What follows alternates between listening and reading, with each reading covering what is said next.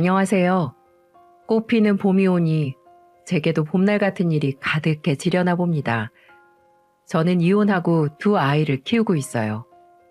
복잡하고 바쁜 나날을 보내는 중인데 그럼에도 불구하고 하루하루가 참 감사하고 행복하기만 한 요즘입니다.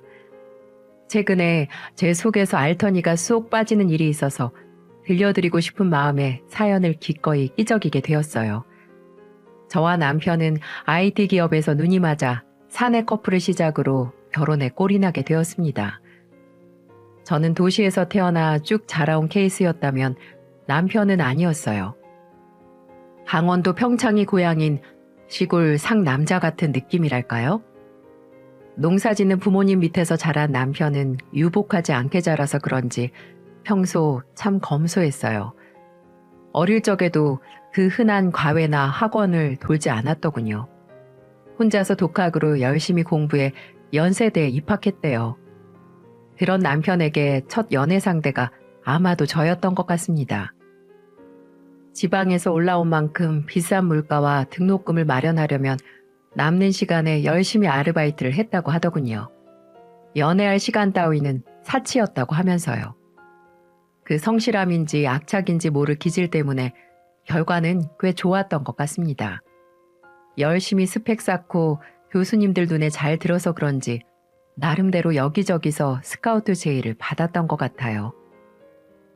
어쨌든 또래 친구들보다 성실하고 열심히 산 덕분일까요? 대한민국에서 최고라 치는 IT 기업에 들어갈 수 있었고 저 역시 그 회사 입사에 남편을 만나게 되었답니다. 첫인상을 떠올려 보니 완전 범생이에 여자들이 별로 좋아할 스타일은 아니었던 것 같아요. 외모와 능력은 별개라는 걸 미리 알려드리고 싶네요. 어느 업무에도 항상 껴있는 사람이었고 회사에서 인정하는 능력자이다 보니 그 때문에 남편의 이름이 사내 메일함에 자주 보였어요. 각종 보너스에 성과금 등을 받으며 승승장구하는 모습 아주 보기 좋더라고요. 성실해 보였달까요? 저와 업무가 자주 겹치는 부분이 있었던 그 사람은 팀장이라는 직책을 달던 해에 제게 적극적으로 구애를 했습니다. 그전에는 전혀 그런 티도 안 내더니 본인이 능력이 좀 된다고 느껴졌나 봐요. 아주 적극적으로 다가와 솔직히 얼떨떨 하기도 했고요. 몇 번 만나보니 딱히 문제가 없어 보이고 또 평소 쌓아놓았던 남편의 이미지가 괜찮아 연애를 시작하게 되었죠. 우리는 2년의 연애를 하고 양가 부모님께 허락을 받아 결혼에 꼴이 나게 되었습니다. 저희 둘 다 대기업에 다니고 있어서 결혼할 때도 양가에 손 벌리지 않았어요. 그 때문인지 저희는 각자 양가 부모님께 좋은 이미지를 심어드리게 된 것 같아요. 저는 결혼을 하고 너무 늦으면 또 안 될 것 같아 35이 되던 해에 첫 아이를 출산했습니다. 막상 출산을 하고 주변을 둘러보니 애 엄마들의 연령대가 다양하긴 해도 대부분 30 초반이 초산인 경우가 많더군요. 오히려 더 일찍 낳고 사회에 빨리 복귀하는 여자들도 많이 보여서 그런지 저도 생각이 무척 많아지더라고요. 출산 휴가는 짧지만 육아휴직을 연장해야 하나 걱정이 앞서는 겁니다. 아가씨로 살 때는 좋은 회사에 높은 연봉에 부족한 거 모르고 지내다가 금전적인 걸 떠나서 일을 쉬게 되니 갑자기 무력감이 찾아오더군요. 저 나름대로 첫 출산은 심적으로 아무래도 부담이었나 봐요. 잘 나가는 제 인생의 방향을 잡아주던 나침판이 고장난 것 같은 기분이 들었어요. 저는 산후 우울증에 시달리며 하루를 간신히 보내고는 복직할 날만을 기다리고 있는데 갑자기 남편이 어느 날 저녁 집으로 들어와 뜬금없는 소리를 하는 겁니다. 내 후배 장훈이라고 알지? 나 걔랑 창업하려고. 1년 고민하다가 최근에 구체적으로 계획이 생겨서 말이야. 아무래도 나 회사 그만둬야 할 것 같은데. 뭐라고? 하루아침에 갑자기? 이미 혼자서 다 결정하고 제게 통보하는 남편에게 그저 황당할 뿐 그 당시에는 화가 앞서기보다는 일단 아이가 갓난쟁이라 그런지 그저 얼떨떨한 기분뿐이었어요. 한 살이라도 더 늙기 전에 빨리 회사 차려서 돈 끌어 모아야 하지 않겠어? 그게 말이 쉽지. 그리고 이쪽 계통 나도 빠삭하거든. 회사 하나 간판 올리려면 돈 많이 필요할 텐데 그런 거금이 우리한테 어딨어. 어차피 사업은 내 돈으로 하는 거 아니야. 모르면 좀 가만히나 있어. 그리고 내가 회사에서 썩는 내 능력 아깝지도 않냐? 회사에서 내 입지만 잘 다져놓고 나가면 떨어지는 콩고물만 받아먹기만 해도 사는 데는 문제 없다니까. 이렇게 말하는 겁니다. 과거에 이런 식으로 일 그만두고 나가서 망가진 회사 선배들을 떠올렸어요. 그리고 걱정스러운 어투로 남편을 달랬습니다. 경영 지원에 있던 김 과장, 박 과장 다 당신처럼 생각하고 그렇게 회사 그만뒀는데 지금은 어떻게 됐는지 잘 알잖아. 라고 하니까 갑자기 남편이 대뜸 제게 화를 내더군요. 어디서 그런 놈들이랑 자기를 비교하냐면서요. 어디서 그런 잡대 출신 놈들이랑 나를 비교해. 걔네들은 스펙이나 아예 인사과에서 나한테 매긴 점수 자체가 달라. 이러더군요. 저는 그날 처음으로 남편의 속 깊은 곳에서 본성을 봤어요. 사람을 이런 식으로 차별하는 이면적인 모습이 실망스러웠어요. 이 사람의 인간성 자체에 대해 깊게 생각해 본 적이 없었으니 그건 결혼 전 세심하게 살피지 않았던 제 탓이라 여기기도 했고요. 무슨 말을 그렇게 해. 그 사람들도 회사에서 인정하는 인재들이었거든.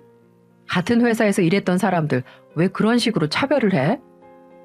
아니, 말 그대로 내가 회사에서 능력 발휘하는 것만큼 받는 돈이라도 받아? 내 능력에 비해 너무 싸게 먹힌다고 생각은 안 해봤어? 내가 맡은 일이 도대체 몇 개야? 프로젝트는 얼마나 많고. 하는 말을 듣자 남편이 일에 지쳐 피곤해 스트레스가 가중되어 저러는가 보다 싶기도 했어요. 회사에서 맡은 일이 정말 많기는 했습니다. 고위직 간부에게도 매일 호출받아가서 일을 받아올 정도로 개인이 맡은 일까지 치면 그 외 수당은 쳐주지도 않았으니까요. 그래서 홧김에 혹시나 회사를 그만두고 싶어 저렇게 말하는 건가 싶기도 했고요. 저 역시 아이를 출산한 지 얼마 되지 않아 제 스스로가 예민하다고 여기고 더 이상 불화를 일으킬 만한 대화를 하지 않는 것으로 한 발자국 양보했습니다. 하지만 몇 날 며칠 생각을 다시 해봐도 남편 나이 고작 38에 IT 회사를 차린다는 것 자체가 무리수같이 느껴지는 겁니다. 그렇다고 사업 자금을 팍팍 밀어주시는 시댁 부모님 사정이 넉넉한 것도 아니고 심지어 시골에서 농사 짓는 부모님 나이가 이제 많으셔서 생활비까지 보내드려야 하는 판국에 맞벌이를 해도 이제 아이에게 들어갈 돈들도 많아질 걸 생각하니까 제대로 잠도 못 잤던 나날들이 늘어만 갔어요. 며칠 후 저는 출근하는 남편을 붙잡고 다시 물었습니다. 진짜 회사 차릴 거야? 라고 하니 피곤에 쩌든 남편이 짜증스러운 얼굴로 대꾸하더군요. 말했잖아. 내가 하는 일 그대로 밖으로 가져가서 회사 차릴 거고 지금 다니는 여기에서 나한테 일을 줄 수밖에 없게 만들 거야. 그러다가 수틀리면 어떡하려고 걱정돼서 묻는 거야. 우리 애도 아직 어린데. 넌 걱정이 많아서 탈이다. 믿어보라니까. 내가 한 달에 1,000만 원씩 가져다 줄게. 지금 가져다 오는 거 2배. 저는 2배라는 말에 눈이 휘둥그레졌어요. 뭐? 1,000만 원? 아무리 사업을 해도 초반부터 월 1,000만 원부터 가져다 준다는 것 자체가 무리라고 생각했는데 남편이 진지하게 하는 말이 꽤 그럴싸한 겁니다. 저는 당장 3개월의 육아휴직이 끝나면 복직하는 것에 아이가 너무 눈에 걸려 심란하기도 했어요.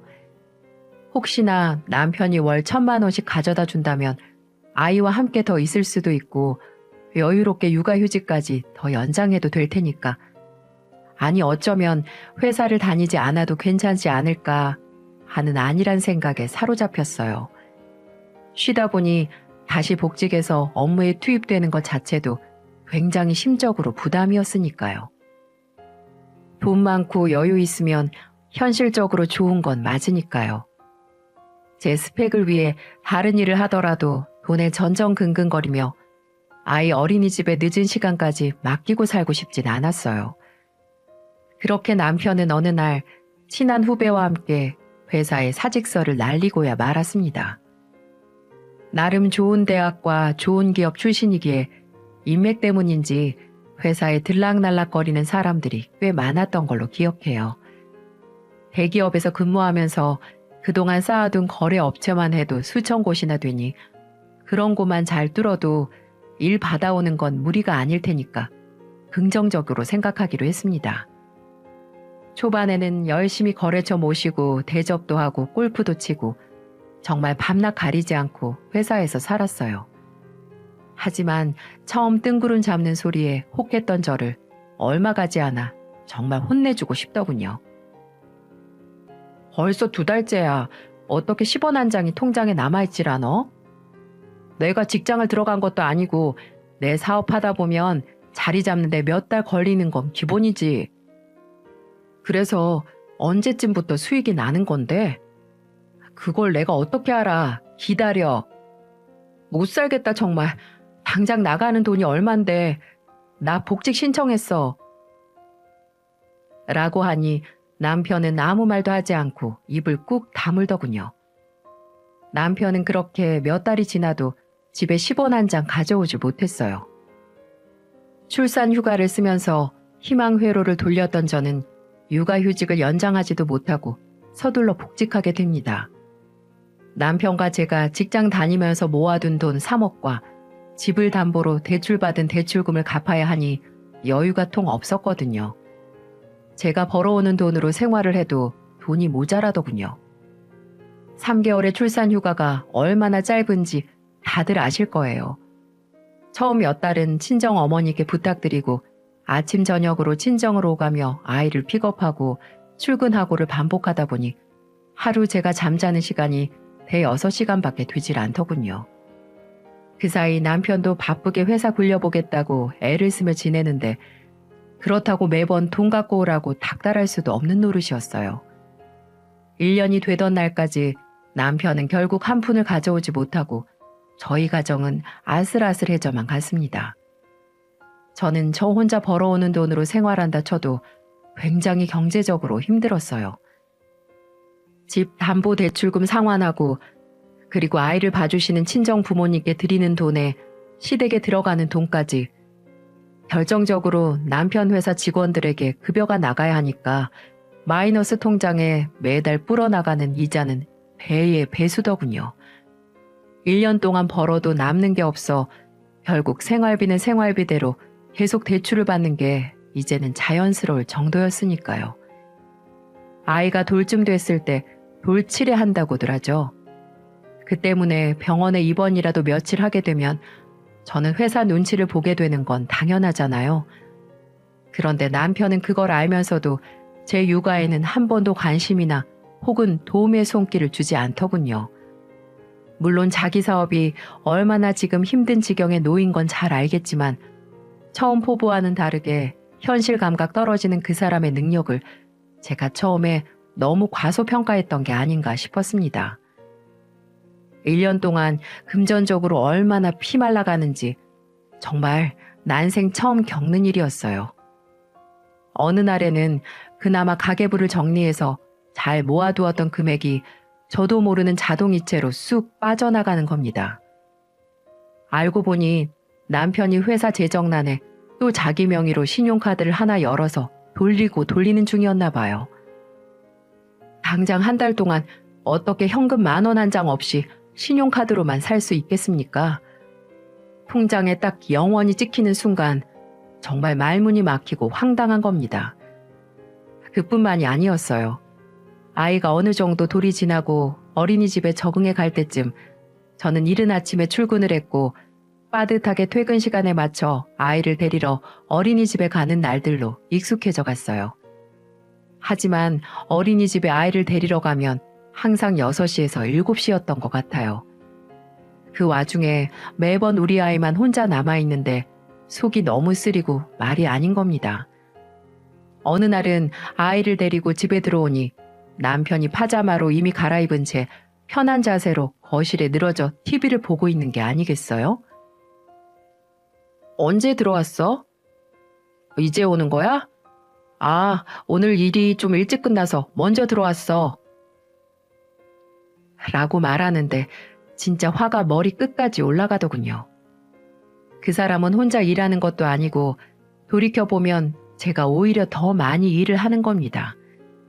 몸이 2개라도 모자랄 정도로 일하고 육아에 찌들어 지냈는데 왜 그 사람 형편만 봐주고 살았던 건지 저는 그 순간 참지 못하고 내질렀어요. 회사 한가해서 일찍 끝났으면 우리 애 1시간이라도 일찍 집에 데려올 생각은 안 해봤어? 남편은 대뜸 아이 앞에서 소리 지르는 저를 위아래로 훑어보더니 기분 나쁜 얼굴로 대답하는 거예요. 어린이집에 들어가는 돈이 얼만데 그걸 1시간이나 일찍 찾나? 본전은 뽑아야지. 모타로 일찍 데려와? 이렇게 말하는데 정말 생각 자체가 할 말 없게 만들더군요. 어린이집에 들어가는 돈 나라에서 지원받지 저희 부부에게서 나가는 돈 없는데 그것도 모르고 사는 겁니다. 본인 명의로 써재 끼는 돈 개념만 있을 뿐 정말 진저리가 처질 정도로 스트레스가 머리 끝까지 차고 올랐던 것 같아요. 저는 애당초 가정에는 관심도 없는 남편에게 점점 말수가 줄어갔어요. 그날 이후 저는 남편에게 그나마 있던 애정도 식었던 것 같습니다. 육아는 바라지도 않았고 그저 가정에 돈이나 갖다 주면 좋겠다는 생각으로 포기하고 살게 되더군요. 사람이 또 마냥 망하기만 하라는 법은 없었나 봐요. 어딘가부터 제대로 된 투자를 받기 시작했고 통장에 드디어 사장 몫으로 돈이 들어오는 겁니다. 얼마 전에 그동안 못 가져왔던 월급 꽂힌 거 봤어? 이제 안정적으로 바뀌어갈 거야. 내가 뭘 했어? 월 1,000만 원은 아니어도 회사 다닐 때처럼 월 급여 정도는 몇 달 가져오더라고요. 1년 반 정도가 지나자 남편의 회사가 조금 안정적으로 변해가는 겁니다. 그동안 고생 많았어. 혼자 육아하고 벌어다 주느라고. 내가 좀 민폐였지? 생각보다 호기롭게 시작했는데 세상이 그렇게 호락호락하지 않더라. 알면 됐어. 알아주니까 됐어. 사장이라고 말하기엔 아주 작은 액수였어도 1년 반 만에 받아보는 남편의 월급은 감지덕지였어요. 그간 쌓인 육아 스트레스에 고생한 게 하루아침에 풀릴 리가 있나요? 그날 이후로 조금 사이가 완만해졌던 것 같아요. 얼마 가지 않아 액수가 어마어마하던 마이너스 통장도 금세 해결됐고 또 집 담보로 잡은 대출금도 해결하는데 순식간이 돼버렸어요. 사람이 얼마나 간사한지 갚을 빚이 없어지니까 또 느슨해지는 생각이 드는 겁니다. 아직 사용하지 않아 아껴만 두었던 육아휴직이 떠올랐어요. 아이와 함께 지내고 싶은 마음에 고민하던 찰나 저희에게 마침 둘째가 찾아온 겁니다. 여보, 차라리 잘 됐어. 그동안 고생도 많이 했고 첫째 육아휴직 아직 안 썼잖아. 그거 쓰는 김에 둘째 나오면서 출산휴가 연달아서 쓰면 되겠네. 회사에 내 자리 없어지면 어떡해? 갑자기 둘째가 생기니까 나도 좀 당황스럽네. 둘째 낳고 육아휴직까지 1년을 쉴 수 있잖아. 복직하고 싶으면 그때 가서 해도 되고 안 하고 싶으면 하지 마. 내가 이렇게 버는데 뭐. 라고 대수롭지 않게 말하는 겁니다. 솔직히 좀 흔들렸어요. 배부르고 등 따뜻해지니까 또 아이에게 그동안 못해줬던 것들이 생각나 마음 한편이 무거웠거든요. 저는 결국 스스로에게 조금 여유를 준다고 생각하고 출산휴가에 육아휴직을 덤으로 쓰게 되었습니다. 대기업이라 그런지 그런 복지가 잘 되어 있어서 사실 부담스러운 건 없었어요.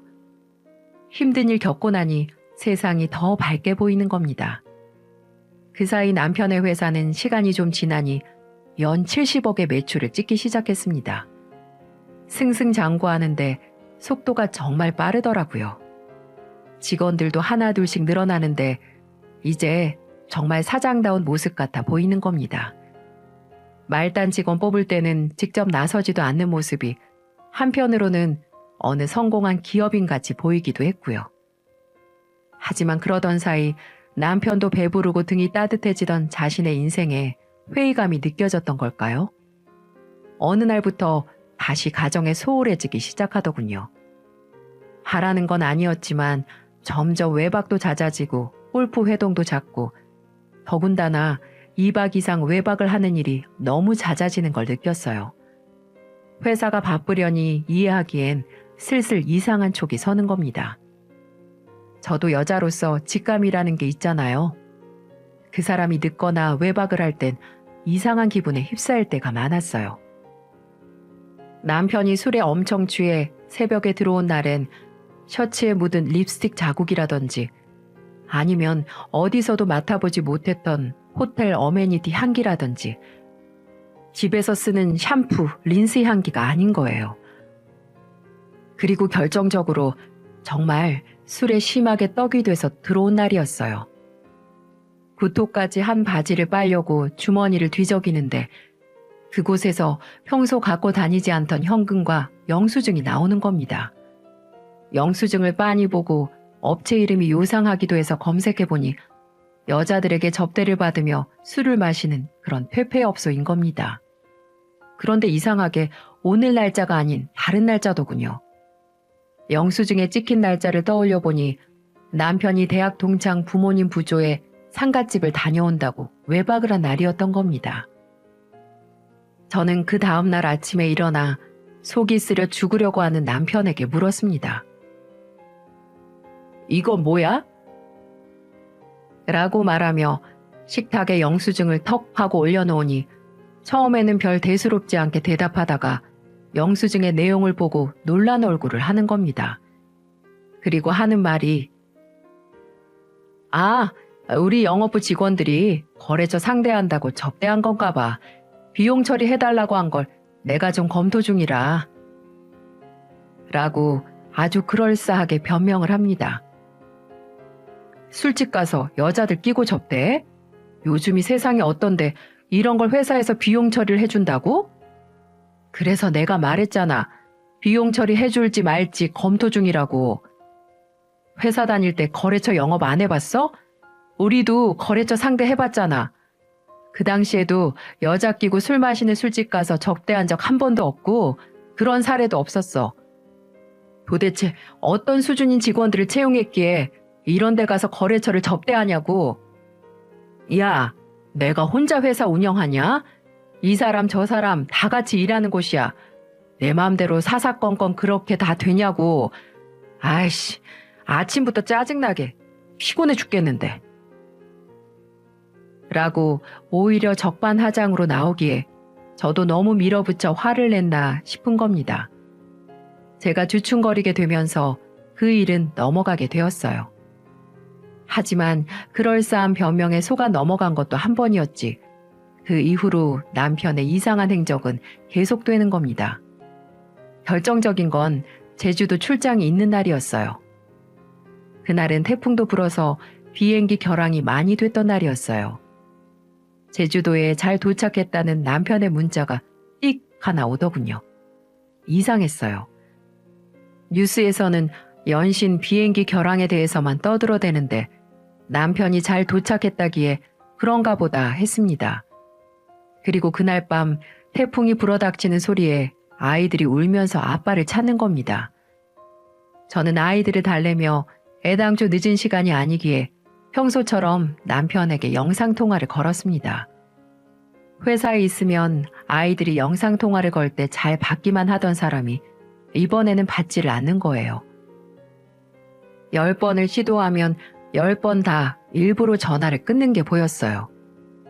결국 그날 영상통화는 성공하지 못하고 제 의심은 더더욱 짙어져만 갔습니다. 제주도에 다녀온 남편은 구구절절 또 그럴싸한 변명만 내놓았습니다. 하지만 얼마 전부터 자꾸만 제 코끝을 이상하게 맴도는 낯선 세탁세제 냄새가 신경에 거슬리는 거예요. 주부들은 아마 잘 아실 거예요. 집에서 사용하는 세제가 아니면 분명 구분이 가잖아요. 결정적으로 그 사람이 일을 핑계로 일주일 연달아 외박을 하며 연락이 잘 되지 않았던 날을 기점으로 흥신소에 의뢰를 하게 되었습니다. 그리고 제가 처음부터 의심했던 건 고작 빙산의 일각이었다는 걸 알게 되었죠. 남편은 주기적으로 한 아파트를 드나들고 있었습니다.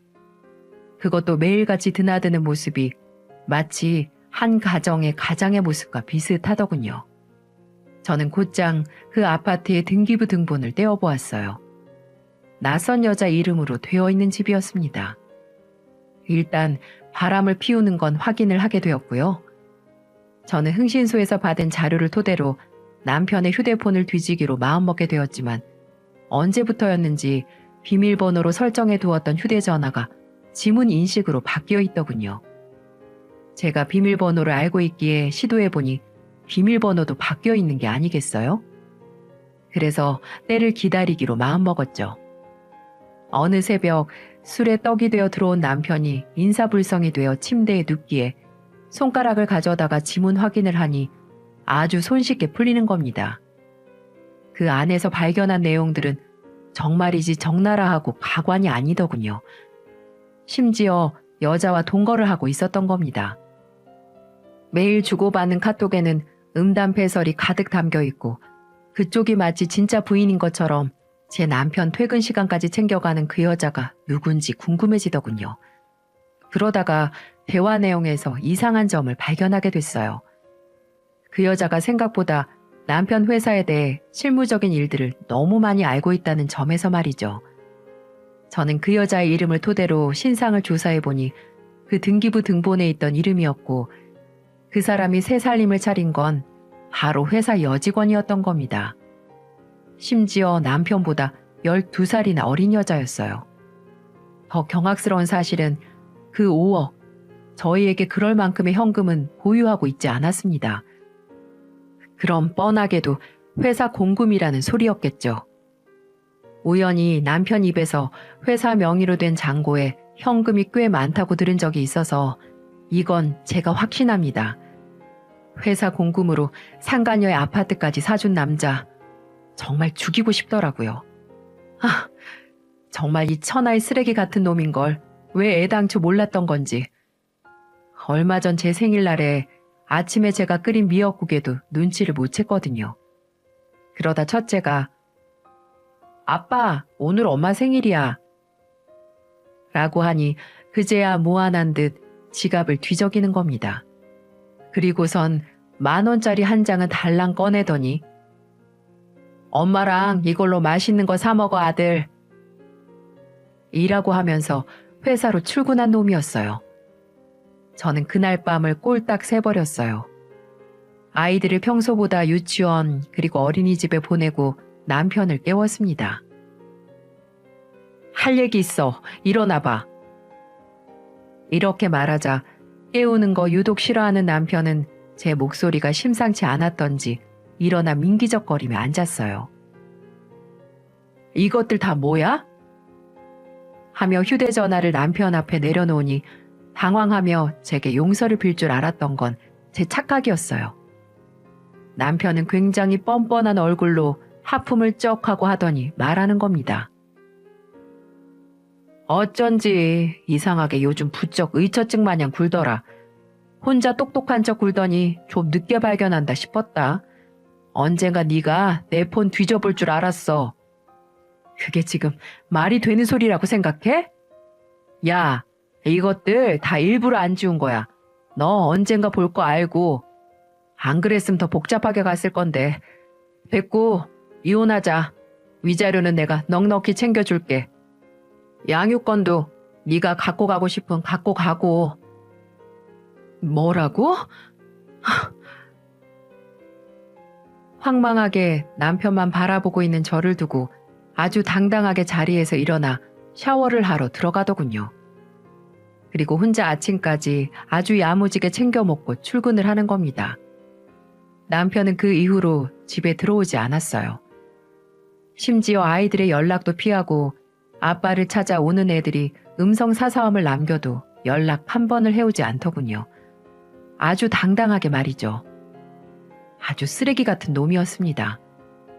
하지만 남의 눈에 피눈물 나게 하면 지 눈에도 피눈물 난다는 거 알아야겠죠. 제가 둘째 낳고 육아휴직에 출산휴가까지 겸으로 받아서 놀고 있으니 바보 멍청이로 보였나 봅니다. 저 역시 남편 못지않게 좋은 대학 나왔고 심지어 남편 대기업에서 만난 사람입니다. 저를 만만하게 봤다면 그 코를 제대로 뭉개서 걔 박살 내주기로 결심하게 됐어요. 저는 예상보다 회사에 일찍 복귀하겠다는 걸 알렸습니다. 오히려 회사에서는 반기더군요.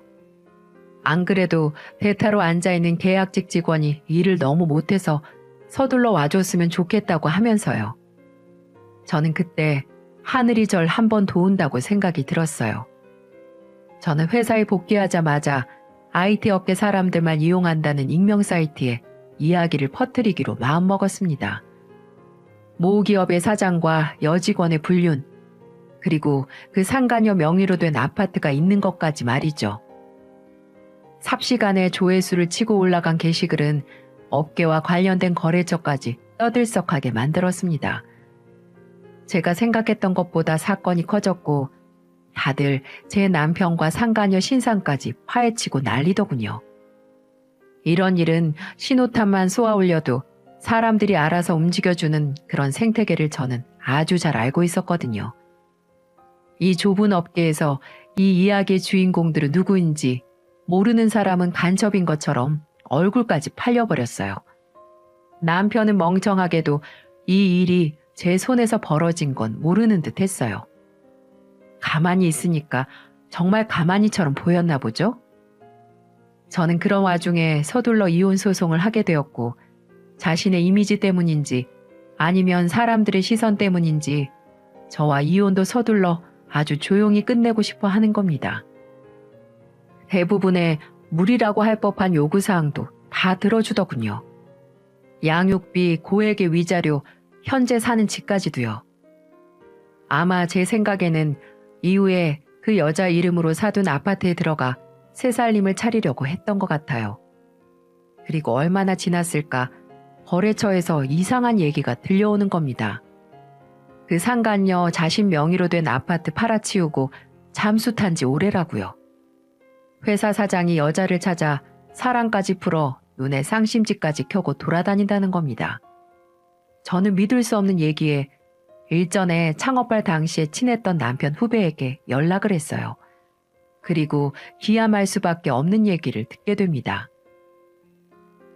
말도 마세요. 회사에 안 나오신 지 꽤 되셨어요. 그 여자 앞으로 공금으로 아파트 샀던 거 들키는 바람에 회사 한번 발칵 뒤집혀졌고요. 아마 사장 자리에서 물러나셔야 할 것 같아요. 분위기가 흉흉해요.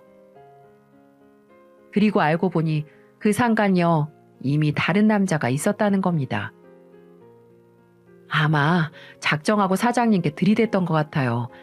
그런 애들 뭐라고 하더라? 꽃뱀? 그 아파트 자기 명의니까 문제 없잖아요. 라고 말하면서 활고 행적이 묘연하다는 말까지 덧붙였어요. 천벌을 받은 겁니다. 저는 그 얘기를 듣자마자 코웃음을 쳤습니다. 그럼 그렇게 뻔뻔하게 가정 있는 남자가 새 살림 차려서 그것도 열심히 여럿이 함께 일구어낸 회사 공금으로 상간녀 명의로 아파트까지 다 사놓고 일생이 편할 줄 알았나 보죠? 저는 그 이후로 서둘러 위자료 받아 이혼한 것에 대한 자화자찬을 했습니다. 그리고 한동안 그 일은 잊기로 하고 아이들과 행복하게 잘 지내는 데 집중하기로 했어요. 심지어 친정도 아이들이 좀 커서 그런지 봐주시는 것에 대해 어려워하지 않으셨고 제가 오히려 이제 날아다닐 정도로 회사를 잘 다니니까 아이들도 엄마가 능력이 있어 좋다고 하시는 겁니다. 회사에서 또 좋은 팀원들을 꾸리게 돼서 그런지 솔직히 이혼 후의 삶이 그다지 우울하지 않고 좋았어요. 그런데 폭풍전 전야라고 말이죠. 남편이 돌아갈 곳이 없었던 건지 정말 끔찍하게도 제 회사 앞을 찾아오기 시작하는 겁니다. 제 사정을 유일하게 알고 있는 남자 동기가 있었어요. 그분이 먼저 제 남편이 회사 앞을 서성이는 걸 발견하게 알려주시면서 함께 걱정해 주시는 일이 빈번해져 갔죠. 찾아올 때마다 들이대는 핑계는 어처구니가 없었어요. 아이들이 보고 싶다는 둥, 한 달에 한 번은 가족끼리 식사를 하자는 둥, 대한민국에서 이만큼 정신 나간 새끼도 없겠다 싶더군요. 지가 저지른 건 하나도 생각이 안 나나 봐요. 어떡하실 거예요? 전 남편분 또 회사 앞에 찾아오셨던데. 아, 정말 골치 아프네요. 완전 미친놈. 어떻게 해결을 하긴 해야 하는데. 묘책을 찾아야만 했어요. 남편 성미가 끈질겨서 그런지 지가 원하는 거 얻을 때까지 매달리는 근성이 있거든요. 저는 직장 동료와 머리를 맞대고 대책을 세우기로 했습니다. 혹시 이건 어떠세요? 제가 남자친구인 척 해드릴 테니까 퇴근 시간 맞춰서 그런 모습 보여주는 것도 나쁘지 않을 것 같은데. 네, 그래도 되겠어요? 그러다가 여자친구 알면 어떡해요? 기분 나빠할 거예요. 안 그래도 제가 여자친구한테 먼저 물어봤는데 흔쾌히 허락하던데요. 어차피 저희 결혼할 사이라 서로 이해관계가 아주 깊어요. 사정 이야기하니까 완전 개새끼라면서 본때를 보여주라고 비싼 넥타이까지 골라주던데요. 하면서 오히려 진지하게 말하는 겁니다. 저는 너무 파격적인 방법에 저도 모르게 손사래를 쳤는데 생각해보니 그놈은 여자 만나 살림까지 차렸는데 이제 와서 이혼해서 제가 다른 남자 만난다는 건 이상한 게 하나 없잖아요. 그래서 저는 굳게 마음먹고 남편이 또 회사 앞을 찾아오는 날을 기다렸습니다. 아니나 다를까 전화를 계속 무시하니 결국 또 제 회사 앞에 찾아와 퇴근 시간에 무작정 기다리는 남편을 발견한 직장 동료가 제게 알려줬어요. 그리고 기다렸다는 듯 그분과 함께 회사 앞으로 퇴근하는 척 팔짱을 끼고 나갔습니다. 멀리서 저희를 발견하는 모습에 그런 얼굴은 처음 보는 것 같았어요. 저희 두 사람 앞으로 냅다 뛰어온 남편이 눈이 돌아가는 게 아니겠습니까? 야, 너, 이놈은 뭐야? 너 지금 남자 만나는 거야? 이거, 제정신 아니구만. 누구? 라고 동기가 일부러 태어난 척 남자친구 행세를 하며 제게 물었고 저는 이 사람 전에 말했던 내 전 남편 이라고 대답했습니다. 할 말 있으셔도 이렇게 찾아오는 건 좀 무례 아닙니까? 안 그래도 이 사람이 그쪽 연락 피하는 것 같은데 이혼하고 나서 이렇게 찾아오는 경우는 뭡니까? 라고 말하며 그 동기는 제 전 남편을 위아래로 아주 기분 나쁘게 훑어줬어요. 그러자 남편이 고래고래 소리를 지르며 제게 삿대질을 하더군요. 야, 너 이혼한 지 2달도 안 돼서 지금 남자를 만났어? 어떻게 이혼한 지 2달 만에 남자를 만나? 애들 보기 부끄럽지도 않냐? 애들은 네가 남자 만나는 거 알아? 라고 바락바락 소리를 지르는 거예요. 눈이 돌아가서는 제정신도 아닌 것 같았어요. 하긴 하루아침에 조강지처 잃고 상간녀 잃고 재산 잃고 회사 직위까지 잃어버린 판국에 눈에 들어오는 게 있을까 싶었습니다. 본인이 한 짓은 영영 까먹었는지 아니면 상간녀한테 제대로 뒤통수 맞고 자기가 한 건 바람이 아니라고 생각했나 보죠. 정말 적반하장도 유분수지 지가 하면 로맨스고 남이 하면 불륜입니까? 심지어 전 남편의 귀책 사유로 이혼까지 한 마당에 당당한 사람을 왜 마치 죄인처럼 취급하는 걸까요? 그날 회사에서 얼굴 다 팔리고 쪽팔린 상황까지 가게 됐어요. 소문은 날대로 다 났는데 그거 수습하느라 꽤나 고생했고 다행히 남편이 그런 귀책 사유가 있어서 그런지 모두들 이해하는 듯 하더군요. 애들 운운하며 삿대질을 하는데 정말 열이 받고 제 속이 뒤집어지는 겁니다. 그래도 내 새끼들 입에 올린 것 자체가 저를 더 분노하게 만들었어요. 가만히 있기엔 이대로 당하고 있을 순 없었죠. 바람 피울 당시에 모아두었던 자료 중 하나를 꺼내 프린트를 잔뜩 했습니다. 상간녀와 찍은 셀카였는데 아마도 제게 거짓말하고 제주도 여행을 갔던 그날이었던 것 같네요.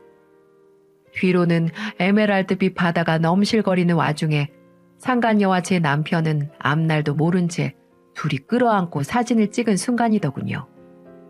저는 동이 트기 전 남편의 회사 앞으로 찾아가 들어가는 길마다 벽보처럼 빼곡하게 붙였습니다.